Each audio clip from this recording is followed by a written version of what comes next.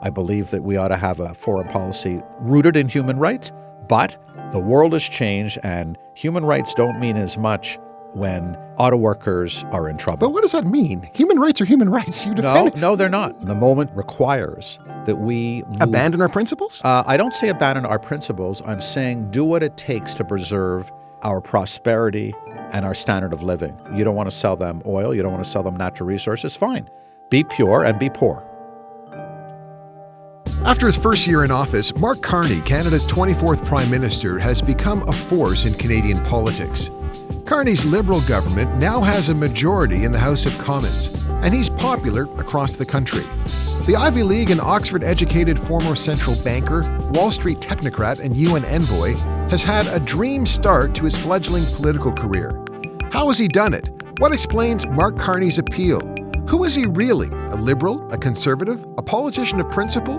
A realist? An opportunist? I'm Adrian Harewood, and this is In Bed with the Elephant.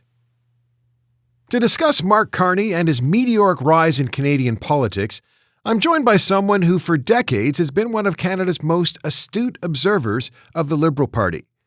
Andrew Cohen is a journalist, author, and historian. He was a professor of journalism at Carleton University's School of Journalism and the Norman Paterson School of International Affairs. His books include A Deal Undone, The Making and Breaking of the Meech Lake Accord, and Trudeau's Shadow, The Life and Legacy of Pierre, Elliott, Trudeau. He also wrote a biography of Lester B. Pearson. He's worked as a journalist for the Ottawa Citizen, United Press International, Time, The Financial Post, Saturday Night, and the Globe and Mail. At the Globe and Mail, he was a member of the editorial board and a columnist and foreign correspondent in Washington, D.C. Cohen has won 2 Canadian National Newspaper Awards, 3 National Magazine Awards, and the Queen's Golden Jubilee Medal. Andrew Cohen, welcome to In Bed with the Elephant. Pleasure to be here, Adrian. Andrew, Prime Minister Mark Carney and his Liberal government are flying high. In mid-April 2026, they swept 3 by-election races, 2 in Ontario, 1 in Quebec, to gain their much-coveted majority in the House of Commons. They now have 174 seats. What does a majority government mean for Mark Carney and the Liberal government? Well, a majority government for Mark Carney means unfettered control of the House of Commons. He no longer has to cut deals with the Conservatives, Pierre Poilievre's Conservatives, and now Avi Lewis's New Democrats. In that sense, he can govern as he'd like to govern. Practically speaking, it also means you have control of the committees. In our system, a bill has to go through the committee stage where it is studied. An opposition can hold up legislation beyond what a government would think is appropriate or normal. They can't do that now. You have a majority in committees. Now, having said that, it's also fair to say that for all intents and purposes, although not numerically, the Liberals had a majority and have had a majority for several months. They have what I call, or had what I call, a psychological majority. And what I mean by that is that such is the landscape of Canadian politics now. Such is the lead that Mark Carney has, that his popularity now, that neither the Conservatives nor the New Democrats would have brought him down. So in a sense, he was governing with a majority. Now he has, as I say, a numerical majority. It's not a big one. And it is fair to say he owes that majority in large part to floor crossers. 4 from the Conservatives, 1 from the New Democratic Party. It's a slender majority, but it is a majority. And interestingly enough, Adrian, I think it reflects exactly what Canadians want from this government now and want from their politics now. They want a prime minister and a government with enough of a free hand to do the kinds of things that they think need to be done. He is a very popular politician right now. I think his personal popularity is at, some 60%? By some polls, Adrian, it's 68. 68%. And I was with a conservative the other night, a moderate conservative who sits in the House of Commons, who said, I have not in my life, who's been in the Commons over 20 years, has not seen these numbers in our lifetime. I mean, Justin Trudeau in 2015 was personally popular after he won a majority government, having defeated the Harper government. Brian Mulroney had over 50% actually popular vote in 1984. I'm not so sure he was over 60% personally. That is staggering, and it says a lot about where we are. So 68%, his personal brand, 68%. The Liberals are at around 45%, according to the most recent polls. How do you explain it? How do you explain his appeal? This former straight-laced banker. It is a meeting of the man in the moment. The moment is a Canada unexpectedly, but materially under siege from the United States. What I mean by that is, of course, the threats of annexation, the imposition of tariffs, the talk from Donald Trump of the 51st state. And it isn't to say, Adrian, that the American Marines or the 82nd Airborne Division is going to be landing on Parliament Hill and there'll be paratroopers in the streets and the United States is going to invade Canada. But the conversation that began in December of 2024 in Justin Trudeau's government when he went down to Mar-a-Lago and sits at a table with Donald Trump and is actually insulted by the president. It's the first time he had ever talked about Governor Trudeau. It's the first time he had talked about the 51st state. Nowhere in Donald Trump's record, at least public record, was there ever talk before December of 2024 that the United States was interested in anything but the kind of relationship we had with them, which is why this has all been so shocking. And what it has done and why Mark Carney is so popular today is that it has recast our system. Now, we all know what happened. In December of 2024, it was after the U.S. election. Donald Trump, of course, was elected. Justin Trudeau is still in power. He is under some pressure to leave office. I think he thought he could be saved by Donald Trump. Well, what happens? Chrystia Freeland resigns in early January of 2025. Former Deputy Prime Minister. Deputy Prime Minister of Finance. Justin Trudeau finally, having thought he could defy history and be elected for a fourth consecutive mandate, he leaves. Mark Carney, who was resolutely refused and resisted entreaties to join the government before then enters the race. There's a Liberal leadership race. We know what happens, Adrian. It's in March. Mark Carney has very little opposition. Among his opponents is Chrystia Freeland, and I forget who else was even in the race. But I think he wins 84% of the vote. Stunning. Becomes prime minister. The Liberal Party has chosen someone who has never set foot in the House of Commons. This has never happened in our history. At this point, some polls had shown Pierre with a 27-point lead over the Liberals in 2024. By the time Mark Carney is chosen by the Liberal Party in early March of 2025, his lead is eroded. The parties are running at neck and neck. The new Prime Minister, Mark Carney, knows this. He calls an election. We know what happens on April 27th or whatever it was.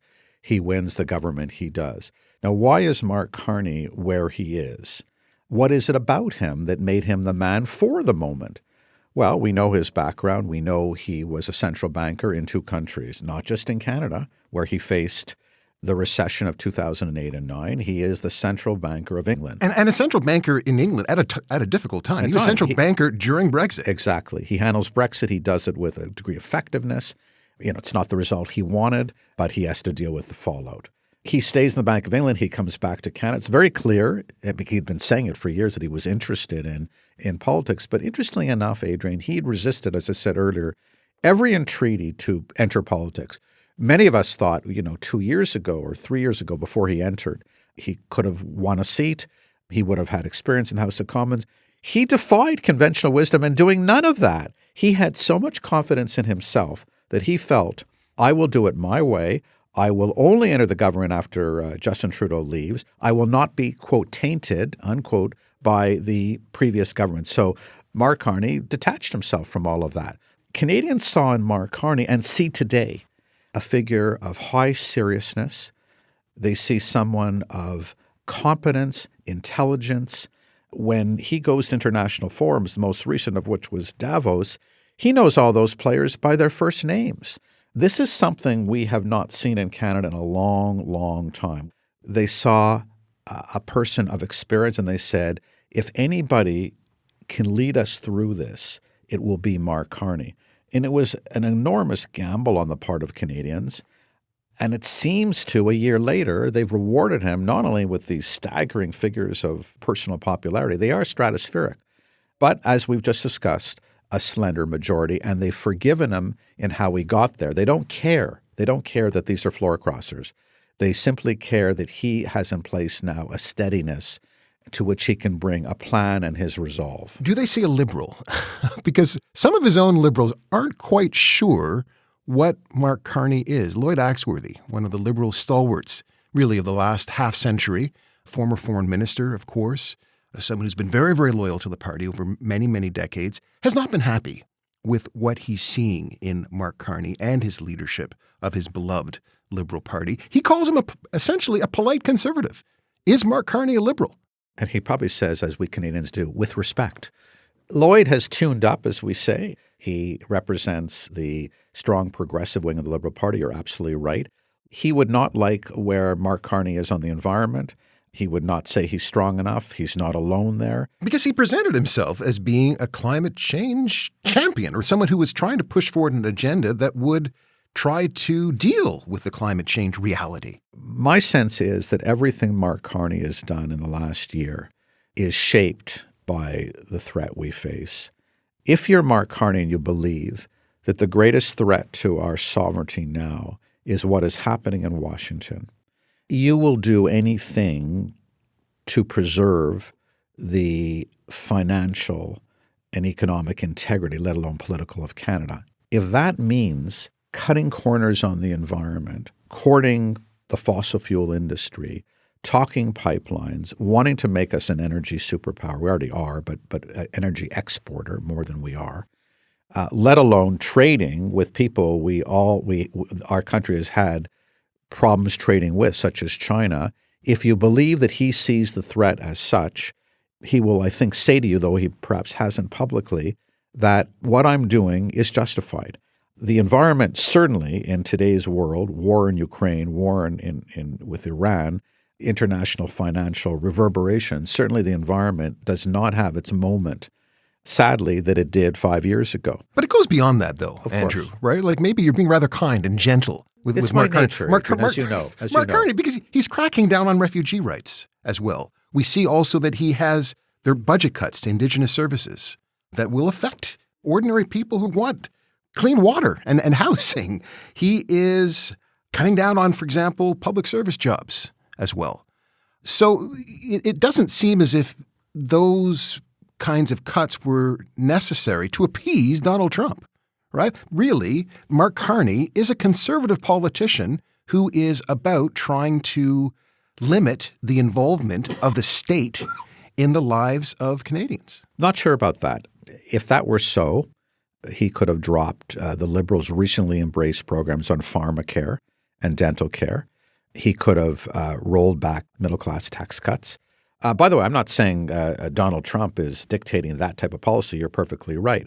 The public service grew enormously under the last Liberal government, particularly during COVID. You could make an argument it's bloated. Do I like all those cuts? No, but are some justified? Probably yes. The one area, by the way, I think he's quite vulnerable, which no one talks about, is at a time we need international diplomacy more than ever and the resources that implies. He is exposing the Department of Global Affairs to, I think it's the 15% cut that everybody else is enduring, which is really too bad. Fewer diplomats. Fewer diplomats. Now, this isn't something Donald Trump is demanding. The reason we're doing this, or he's doing it, is because we need to allocate resources to other places. Defense. I would hope that defense is not considered a left-right thing. We have let our national defense erode for the past 2 generations. His commitment with startling speed and clarity, we've already reached 2%, which is the NATO standard. We never did. And he is committed us to go higher than that. That is what a serious country does. When you say serious country, what does that mean exactly? Is that about truly the defense of the country? Could he not be investing that money in other areas that would make the country stronger? Defense, I absolutely believe we have to increase spending because we are a founding member of NATO. NATO was one of Lester Pearson's great achievements. If we want to be a player in the international alliances, you have to come to the table. We have been a free rider. I'm not talking about whether we can defend ourselves against the United States, but the Arctic, where the Chinese and the Russians and even the Americans are looking around. You're a serious country, you have to be a serious player in the Arctic. Canadians actually are quite fine with all this. As much as people are, follow the intricacies of government, they do know that Canada was a free rider for many years, and they're happy that he's spending money on national defense and procuring within Canada, by the way, not sending, or says he will, not sending the money to the United States, but procuring with Canada or making alliances with arms manufacturers in places like Sweden, which makes airplanes. So we're rethinking these things, and government procurement is a big thing in what he does, and we hope that his expertise in government, where he was a deputy minister before he was central banker, will mean that he knows what he's doing. I wanted to take a moment to thank you for listening to In Bed with the Elephant. If you can, please follow us in the app that you're using. If you already follow us, thank you. And please do take the time to leave a rating or a review. It helps to get more people listening to our show. And please keep spreading the word about us to your networks. In a world drowning in misinformation and disinformation, never has the work of journalists been more important. That's why we here at In Bed with the Elephant are so grateful to our podcast's founding sponsor, Perfect Books, for their support of independent journalism. Andrew, can you tell us about one book that's on your radar that you'd like to share with our audience? I would recommend. It just came out last week. It's called Private Letters, Public Matters, The Family Correspondence of Lester B. Pearson. The correspondence has been Geoffrey Pearson, who was a Canadian diplomat, and his father, Lester Pearson, who before he was in politics was Undersecretary of State for, as it was then called, External Affairs. Then he was foreign minister from 1948 to 1958. Then he was opposition leader. Then he was prime minister. These letters cover the whole period. This correspondence has never been seen before. These letters are fascinating and they're all new. Perfect Books is an independent bookstore located at 258A Elgin Street in the heart of downtown Ottawa.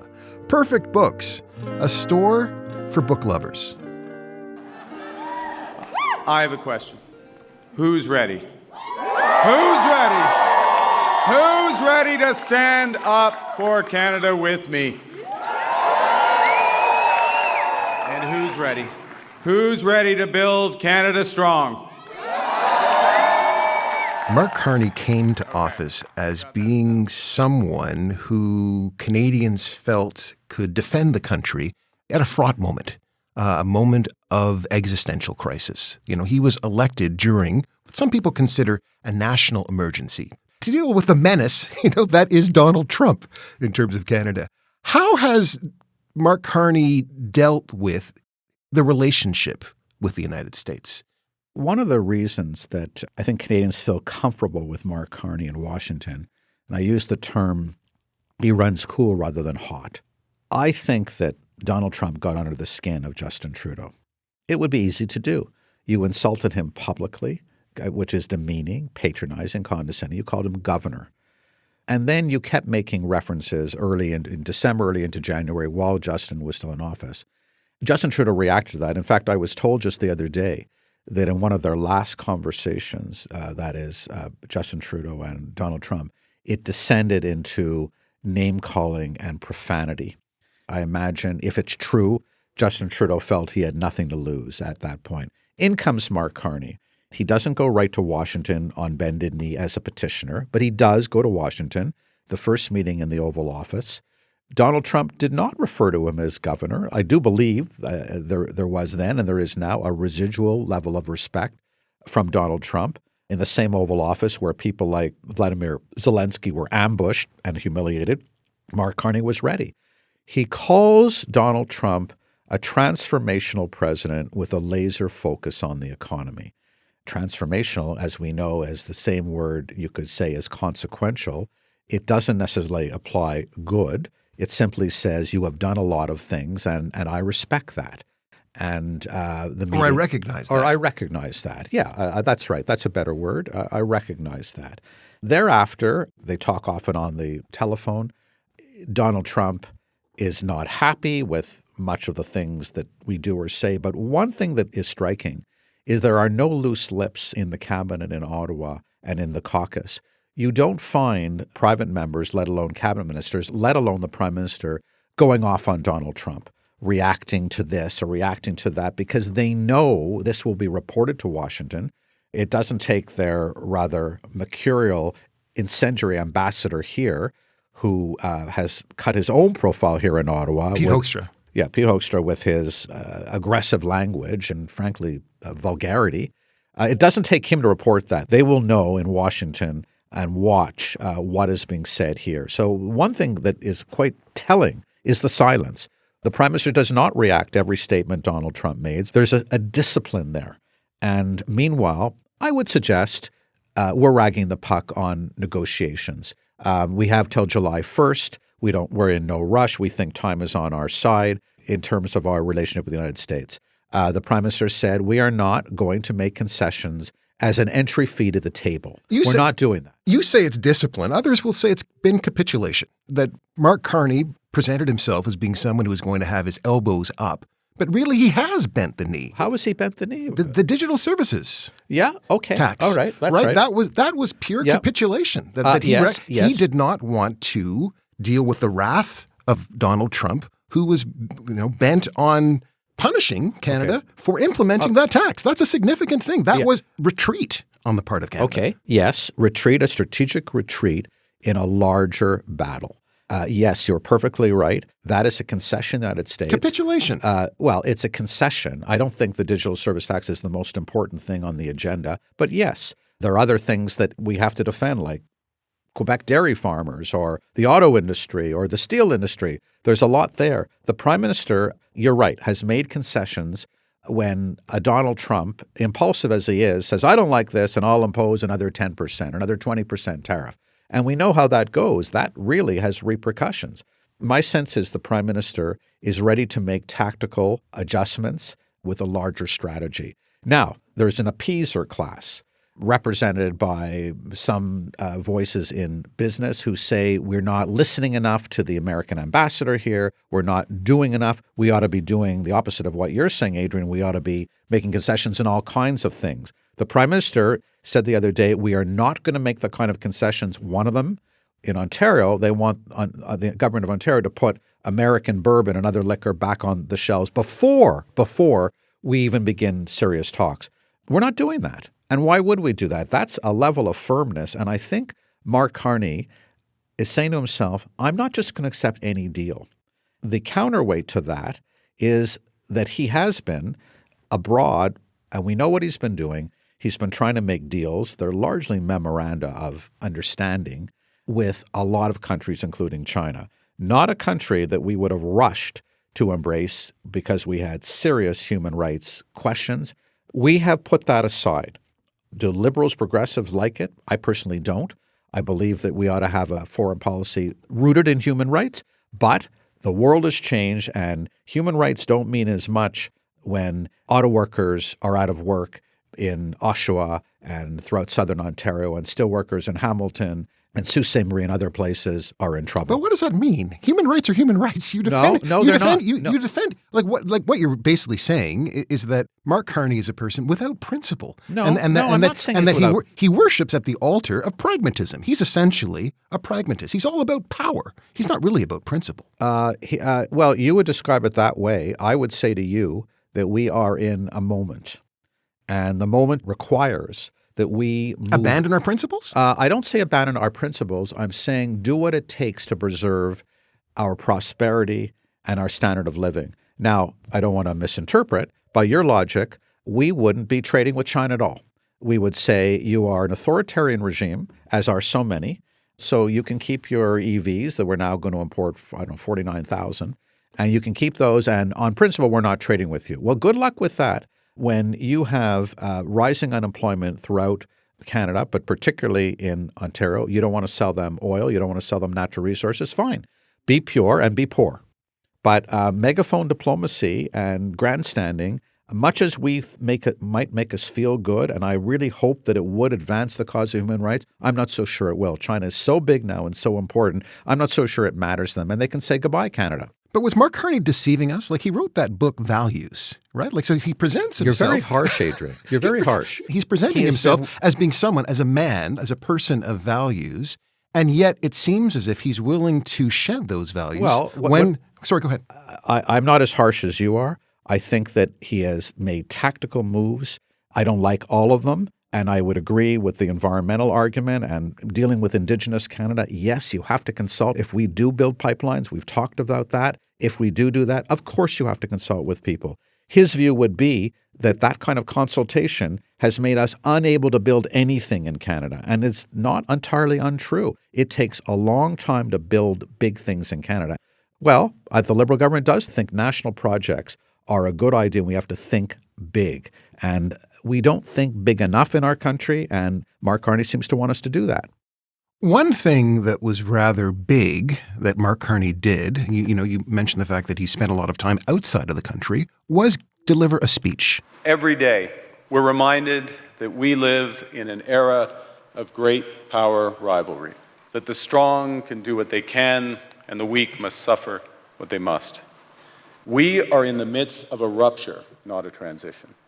Great powers have begun using economic integration as weapons, tariffs as leverage. You cannot live within the lie of mutual benefit through integration when integration becomes the source of your subordination. A consequential speech, a seminal speech, the speech that he gave in Davos. Andrew, talk to us about why you think that particular speech was significant. It's been a long time since words out of the mouth of a Canadian Prime Minister landed with such applause around the world.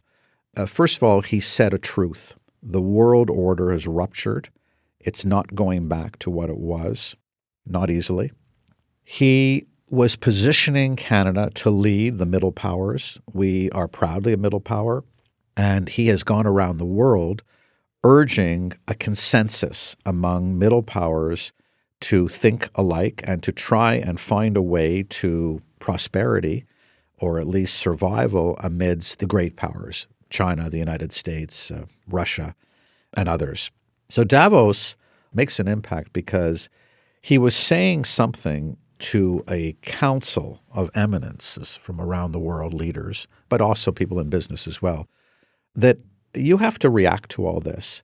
He said things that hadn't been said, and he made us, in a sense, the leader through the power of his words and example of what could become an emerging bloc. Did Carney go far enough in that speech in terms of even just challenging the foundation of the economic order in this world? Colin Horgan in The Walrus wrote this, asking people to accept a new era of globalization, strategic competition, and selective openness while maintaining an economic and social model that makes daily life feel increasingly arbitrary, unaffordable, and unaccountable is to continue living within the lie, as Mark Carney suggested in his speech. If the old order failed because it masked power and ignored inequality, then it follows that free market capitalism did too. Mark Carney didn't really attack capitalism in that speech. No, and I didn't expect him to, not in a room of capitalists. You've made the argument that he is a banker. He may trend conservative. I'm not so sure that he's as conservative as you feel he is. I think part of it, as I say, is tactical. But he is a banker, believing in the world of high finance and industry, and he certainly has courted fossil fuels, which, again, is the reason that environmentalists, many of them respectable, are doubtful and don't like the idea of pipelines. I think he went as far as he reasonably could. There are people out there who think he went too far, who think he antagonized the United States. Again, what I call the appeaser class, who think we can't say anything. It's very hard to say anything. Howard Lutnick, the Secretary of Commerce, said the other day, Canada's outrageous that we would, and insulting to the United States, that we would dare to take their liquor, their Kentucky bourbon off the shelves. By the way, the Canadian market for the Kentucky bourbon is about 1%, so it's a little bit overstated. But that having been said, Howard Lutnick is classically playing this card that everything we do in response to what they do is an outrage. What they do is legitimate, so they can impose tariffs on our steel, and we're not allowed to respond. And Doug Ford's feeling is, although he hasn't cut off electricity as he once threatened to all those homes in upstate New York and wherever Ontario sells electricity, that we have to respond. I think Mark Carney has been very careful. You mentioned very pointedly and usefully the digital services tax. So sometimes he feels we have to make a concession to get back to the table. But Understand what he said the other day, and I do believe it. We are not going to make concessions to get us to the table so they can ask for other concessions. And I get from him and Dominique LeBlanc, who is the point man, so to speak, on these negotiations, that is the political one. We have obviously negotiators doing their work. I get the sense that we're going to get the best deal we can, but we won't accept just any deal. I think that says something. Andrew, since November of 2025, 5 opposition MPs have joined the Liberal Party. Perhaps the most startling addition, I would argue, to the Liberal Party is Marilyn Gladu, who is the MP for Sarnia-Lambton, longtime MP, who was always regarded as part of the right wing of the Conservative Party, a social conservative. What does this say about the Liberal Party? The fact that it's been able to incorporate all of these different elements, whether it's Marilyn Gladu, whether it is Laurie Idlott from Nunavut, or whether it is Dolly Begum, who's the former deputy leader of the New Democratic Party. What does that tell us about the nature of the federal Liberal Party in Canada? There are people who argue it became less of a big tent, a smaller tent under Justin Trudeau when it moved more sharply left and became what some people describe as woke. They described it that way. Doesn't mean it always was, but the Liberal Party has had people in it who are social conservatives. Now, it is true that Marilyn Gladu would not have been recruited by the Liberal parties of Canada, and probably a prime minister, leader of the party, probably would not have signed her nomination papers. Mark Carney said she has agreed to the mission and the program of the Liberal government, meaning they're going to have her vote. Marilyn Gladu is never going to be in cabinet. She wouldn't be my choice for a member of parliament. I don't share her politics. Most of the Liberal caucus wouldn't share her politics. But if that was what it took to give the Liberals their majority, that's pragmatism. So the larger question is, and Mark Carney is a reflection of this, the Liberal Party has always had a sense of pragmatism about it.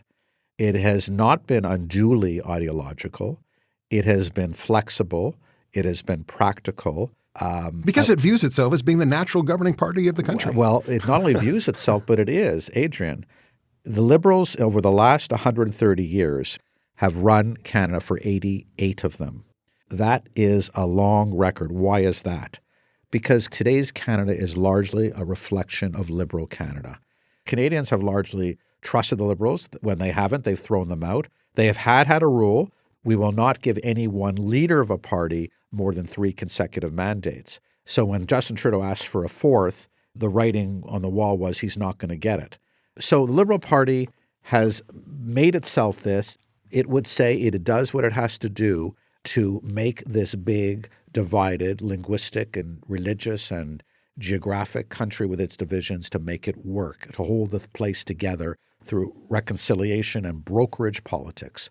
And the Liberal Party has done that. And Mark Carney, in choosing Mark Carney, who we've said had not spent a day in politics, but was a person of achievement and intelligence outside politics, that was a classic Liberal move. It was willing to take a chance on him, and the party embraced Mark Carney in what was a daring move, and so far a successful one. So far, you painted a picture of Mark Carney being a rather competent, a decidedly competent leader. Does he, though, really understand this country? And does he know how to deal with some of the national unity challenges that he will be facing in the next couple of years? We know that there's going to be an election in Quebec in October. The PQ right now are saying that if they come back to power, they will put forward a proposal for another referendum. There's also the challenge in Alberta. 20 to 30% of the Albertan electorate now support separatism, and particularly amongst young people.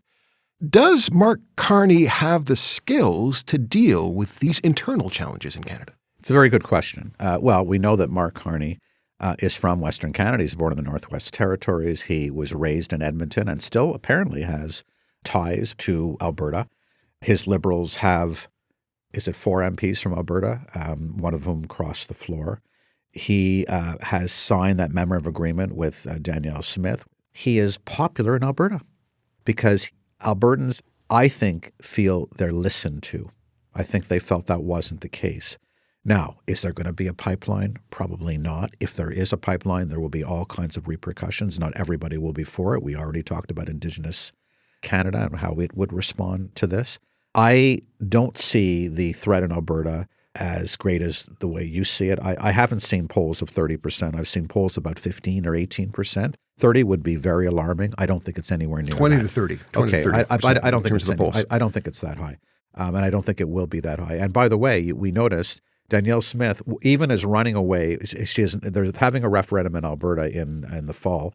What she hasn't put on that ballot is the Canada Pension Plan. She said, we're going to leave the Canada Pension Plan the way Quebec did in 1964. Most Albertans don't want Alberta to leave the Canada Pension Plan. They're quite fine with the Canada Pension Plan. Nor is she ready to ask a referendum on separating. So I'm not too concerned about that. I don't think it's something you trifle with, but I'm not that concerned about it. I think he'll be quite fine there. Quebec is interesting. He doesn't, he's not from Quebec. He doesn't have a sense of Quebec, but he is very popular in Quebec. He has worked on his French. It's better now than it was a year ago. Who knows whether they can carry Quebec? They have a weakness in French-speaking Quebec. Their support is heavily, heavily on the island of Montreal. They will have to break out of that. There will be that election. We'll see what happens. Maybe the Liberals win that election, which would take it right off the table. Maybe the Pickies do. Even then, though, we'll see what the appetite for independence is in Quebec. As a Quebecer who went through 2 of those referendums and wrote about them, it's very, very anxious for me and for anybody who believes in a united Canada. I would rather have an uncontested in Parliament Mark Carney than a Pierre Poilievre defending Canada in that instance. Andrew Cohen, I think we'll end it there. Thanks so much. Pleasure. Thank you. You've been listening to In Bed with the Elephant, a production of Ricochet Media. Let us know what you think about our show by leaving a review on Apple Podcasts. You can follow the podcast on Apple, Spotify, Amazon, iHeartRadio, YouTube, or wherever you find your podcasts. The producer, editor, and sound engineer of In Bed with the Elephant is Dave Sarrazin. Executive producers, Ethan Cox and Andrea Houston. Music, Parker Harewood. Graphics, Connor Kaloran. I'm Adrian Harewood. See you next time.